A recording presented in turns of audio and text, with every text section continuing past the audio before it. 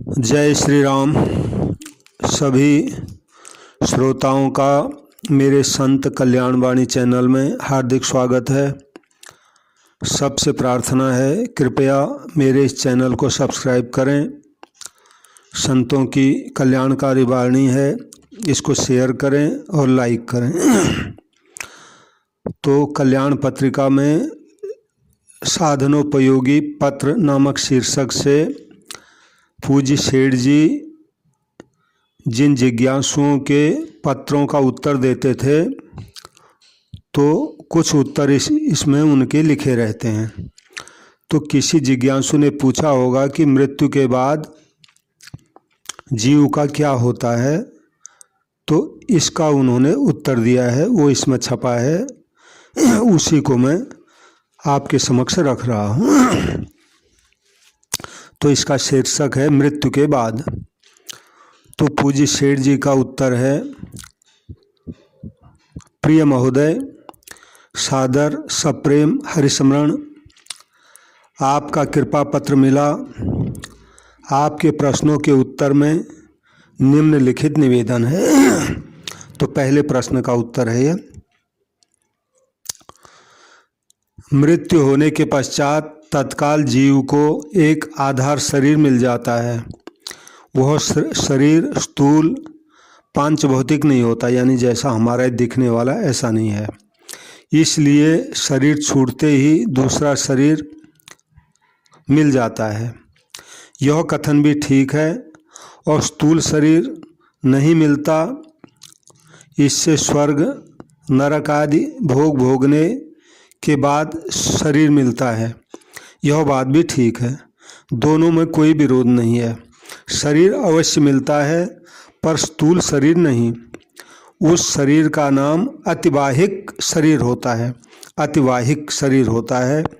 उसके पश्चात यदि उस जीव को उसके कर्मानुसार पुण्य का फल भोग कराना होता है, तो तेजो प्रधान यानी अग्नि प्रधान, देवताओं के जो शरीर होते हैं वो अग्नि प्रधान होते हैं। तो इसलिए तेजो प्रधान यानी देव देह मिल जाती है, अगर उसको पुण्य के भोग पहले भोगने होते हैं तो। जिसके द्वारा वो तेजो प्रधान शरीर से जिसके द्वारा वह पुण्य बल से स्वर्गादि लोकों के दिव्य भोगों को भोगता है। और यदि पाप का फल भुगताना होता है तो वायु प्रधान यानी प्रेत देह मिल जाता है। वायु प्रधान जैसे भूत प्रेतों के होते हैं, ये वायु प्रधान होता है, उसमें वायु मुख्य रूप से होती है। अन्य भी पांचों तत्व होते हैं, लेकिन मुख्यतः इसकी होती है। जैसे मनुष्य शरीर में हमारा धरती तत्व मुख्यता से है, अन्य भी सब कुछ है, जल अग्नि वायु वगैरह, लेकिन है। ऐसे ही उन जिनको पाप का फल भुगतना है उसको वायु प्रधान यानी उसको प्रेत देह भी कहते हैं, वो देह मिल जाती है, जिससे वह यमराज के भयावह भोग भोगने को बाध्य हो जाता है। उसमें भी यदि उसे नरकों की भीषण यातना भोगनी है तो यातना देह, दूसरा शरीर भी उसी में, यातना देह नामक नरक भोग के योग्य वायु प्रधान शरीर मिल जाता है। यानी वो शरीर भी वायु प्रधान ही है, लेकिन वो ज़्यादा कष्ट भोगने के लिए दिया जाता है। यातना देह उसका नाम है, जिसके द्वारा नरकों की पीड़ा का तो भयानक भोग होता है, लेकिन वो शरीर फिर भी नष्ट नहीं होता। यानी ऐसा शरीर है, कष्ट तो खूब पा रहा है लेकिन फिर भी छूटता नहीं है। स्वर्ग या नरक के भोग समाप्त होने पर उसका कर्मानुसार फिर बाद में मनुष्य, पशु, पक्षी या त्रियग योनि, ये कीट पतंग में योनि में, मनुष्यों में भी अगर हो रहा हो उसका जन्म, तो चांडाल आदि की स्थूल देह प्राप्त होती है। फिर जो दिखने वाली शरीर है ऐसा प्राप्त जैसे हमारी है। स्वर्ग और नरक से बचे हुए कर्म फलों का भोग करने के लिए ही उसे फिर विभिन्न स्थूल योनियों में भेजा जाता है। यानी जैसे कर्म किए हैं उन कर्मानुसार ही भोग भोगने के लिए उस अनुरूप शरीर मिलता जाता है, यह भेजा जाता है।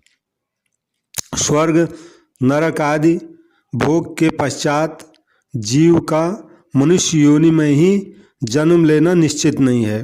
यानी स्वर्ग नरक आदि भोगने के बाद भी वो मनुष्य ही बनेगा, ये सेठ जी कहते हैं निश्चित नहीं है।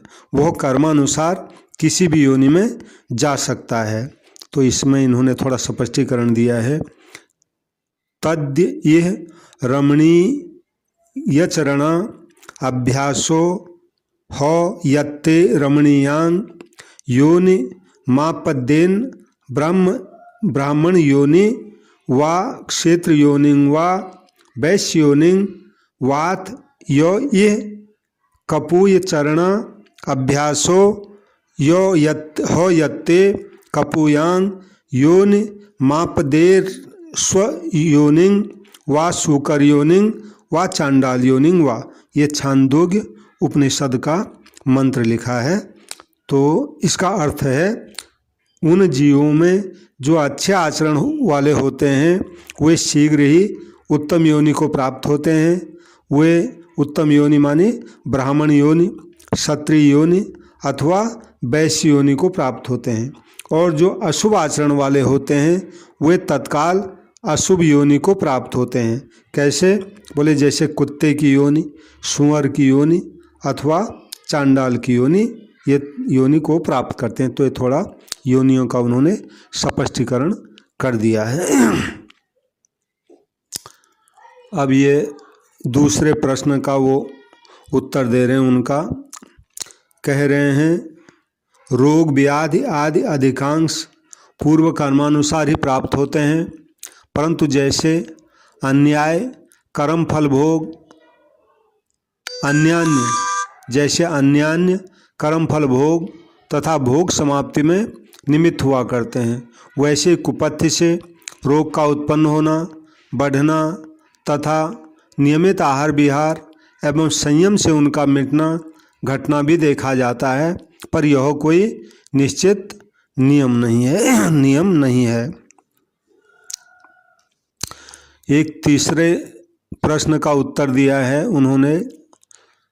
कहते हैं सच्चे भक्त, ईमानदार, धर्मनिष्ठ और हक की कमाई खाने वाले सभी 100% दीन दुखी पाए जाते हैं और धोखाधड़ी, बेईमानी, चोरी आदि करने वाले सभी 100% खूब मौज उड़ाते हैं। यह कथन ही भ्रमात्मक है।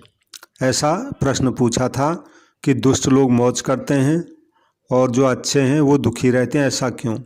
तो सेठ जी कहते हैं मैं ऐसे बहुत लोगों को जानता हूँ और ऐसे असंख्य लोग खोजने पर मिल सकते हैं जो सच्चे, ईमानदार, धर्मनिष्ठ और हक की कमाई खाने वाले होते हैं और परम सुखी हैं तथा धोखाधड़ी, बेईमानी, चोरी करने में लगे हुए बड़ी भीषण पीड़ा और दुख क्लेश भोग रहे हैं। यह भी जानना चाहिए कि दुख बाहरी भौतिक पदार्थों में या प्राणियों के अभाव में नहीं रहता। इसी प्रकार सुख भी भौतिक पदार्थों और प्राणियों की प्राप्ति या अधिकता में नहीं रहता। दुख सुख का संबंध तो मन से है। बड़े बड़े धनी मानी अधिकारी सज्जन भीतर से महान दुखी पाए जाते हैं और अर्थ मानहीन सज्जन अत्यंत सुखी देखे जाते हैं। इससे यह नहीं कहा जा सकता कि सभी धर्मात्मा तथा ईश्वर पारायण ईमानदार लोगों ने पूर्व जन्म में सुकर्म नहीं किए थे और सभी पापाचारियों ने पूर्व जन्म में सुकर्म नहीं किए थे, ऐसा नहीं कहा जा सकता।